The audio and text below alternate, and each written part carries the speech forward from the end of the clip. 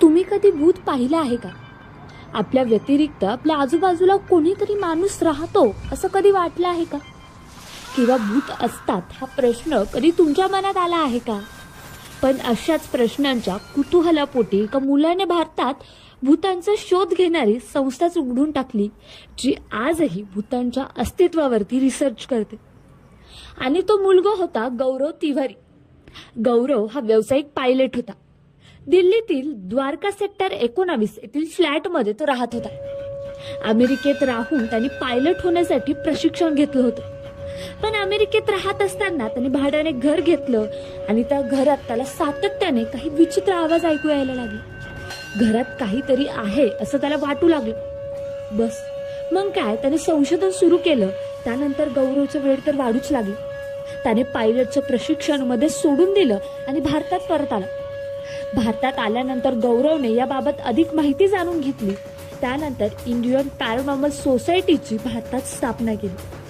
ही संस्था भूताचा शोध घेते, त्यावर रिसर्च करते आणि कोणत्याही अलौकिक समस्येत अडकलेल्या लोकांना मदत करते. गौरव आणि त्याच्या टीमने ठिकठिकाणी जाऊन प्रयोग सुरू केले. अनेक झपाटलेल्या ठिकाणी मशीन आणि कॅमेरे बसवून डेटा गोळा केला. Gaurav paranormal investigator, UFO field investigator आणि पॅरानेक्सेस रिप्रेझेंटेटिव्ह ऑफ इंडिया म्हणून ओळखला जाऊ लागला. भूत असतात का अशी चर्चा त्यांनी दिली, ज्यामध्ये त्यांनी भूत आणि क्वांटम मेकॅनिक्स बद्दल सांगितलं. असे म्हटले तरी अनेकांना असं वाटतं की हे सर्व मानसिक आजार आहेत, पण असं नाही. तरीही ही ऊर्जा कुठेतरी आहे. त्याने मृत्यूनंतरचे अनुभव सांगितले आणि त्याने व त्याच्या टीमने जगभरातील 6000हून अधिक झपाटलेल्या ठिकाणांची तपासणी केली. भरपूर पुरावे गोळा केले. त्यानुसार तो आपला सिद्धांत खरा ठरवत गेला. तो खूप प्रसिद्ध झाला. त्याचे कार्यक्रम जवळपास प्रत्येक वृत्तवाहिनीवर दिसू लागले. Gaurav MTV girls night out, haunted weekends with Sunny Leone, भूताया आणि फिअर्स फाईल यासारख्या अनेक TV शो मध्ये दिसायला लागला. पण मात्र जून 2016 मध्ये एका ठिकाणी भेट दिल्याच्या नंतर गौरवला फार विचित्र वाटू लागले.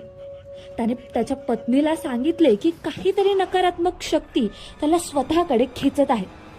त्या नकारात्मक शक्तीपासून तो सुटण्याचा प्रयत्न करतोय, पण त्याला ते फार जड जाते. बायकोला कामाचा ताण वाटला, कारण तो ज्या प्रकारचं काम करत होता ते देखील नैराश्यामध्ये येण्यासारखंच होतं. त्यामुळे पत्नीने ते फारसं गांभीर्याने घेतलं नाही. मात्र 7 जुलै 2016 रोजी गुरुवार होता. गौरव घरीच होता आणि सकाळी 11च्या सुमारास तो वॉशरूम मध्ये गेला. 5 मिनिटांनी बायकोला काहीतरी पडल्याचा आवाज आला आणि गौरव जमिनीवर बेशुद्ध अवस्थेत पडलेला होता.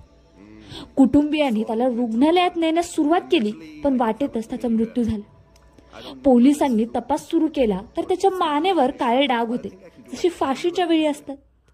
पोस्टमॉर्टम झाले. मृत्यूचं कारण गुदमरणे होतं. हा आत्महत्येचा प्रकार असावा असा पोलिसांचा अंदाज होता, मात्र कुटुंबियांच्या मते हा अंदाज खोटा होता. पण गौरवच्या मृत्यूच्या 7 वर्षांनंतरही आजही त्यांनी स्थापन केलेली इंडियन पॅरानॉर्मल सोसायटी कार्यरत आहे. जेथे कुठे भूत किंवा अनैसर्गिक प्रकार घडतात त्या ठिकाणी भेट देऊन ते शोध मोहीम करतात आणि अशा अनैसर्गिक प्रकारात अडकलेल्या लोकांना मदत देखील करतात.